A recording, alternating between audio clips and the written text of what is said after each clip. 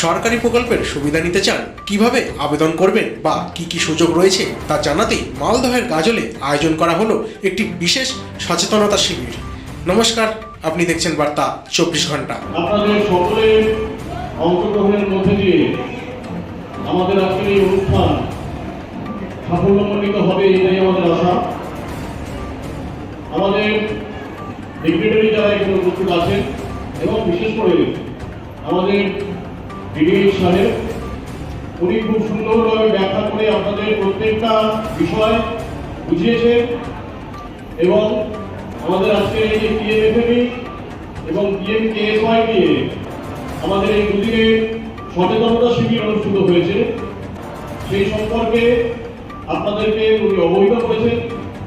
আমাদের আজকের উদ্বোধনী অনুষ্ঠান এখানে শেষ হচ্ছে, কিন্তু আমাদের দুদিন ব্যাপী এই যে প্রচার অনুষ্ঠান, এই যে সচেতনতা শিবির, এটা চলবে এবং আপনাদেরকে অনুরোধ, আপনারা একে একে আপনাদের যে দল আছে সেই দল নিয়ে সংঘের নেতৃত্বে আপনারা যে ধরনের ব্যবসা, যে ধরনের প্রকল্পে আপনারা যুক্ত হতে চাইছেন সেইটা আপনারা আমাদের যারা সংখ্যা রয়েছে সেইখানে বলুন। দুটি ছবি আমরা দেখলাম, সুন্দরভাবে অনুষ্ঠিত হলো প্রারম্ভিক পর্বে। মূলত আমাদের খাদ্য প্রক্রিয়াকরণ শিল্প এবং উদ্যান পালন দপ্তরের যে বিভিন্ন প্রকল্পগুলো সারা রাজ্যব্যাপী চলছে, তার একটা অন্যতম হচ্ছে পিএমএফএমই, প্রধানমন্ত্রী formalization of micro food processing enterprise.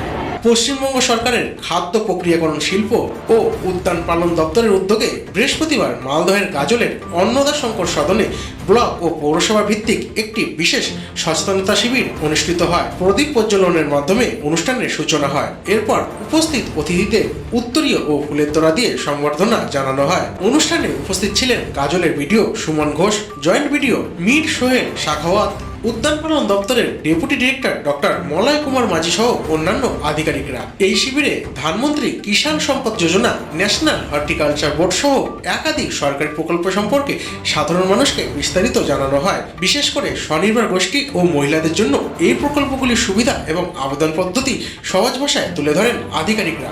সরকারি পরিষেবাকে মানুষের দোরগোড়ায় পৌঁছে দেওয়াই ছিল এই শিবিরের মূল লক্ষ্য। पंजाब सिंध गुजरात मराठा द्राविड उत्तर बंगा विंध्य हिमाचल शुभ्र ज्योत्स्ना पुलकितयामिनी। এই ধরনের উদ্যোগ সম্পর্কে আপনার মতামত কি কমেন্ট করে জানান। ভিডিওটি ভালো লাগলে লাইক, শেয়ার এবং বার্তা 24 ঘন্টা চ্যানেলটিকে সাবস্ক্রাইব করতে ভুলবেন না। আহমেদ বাবির রিপোর্ট, মালদা।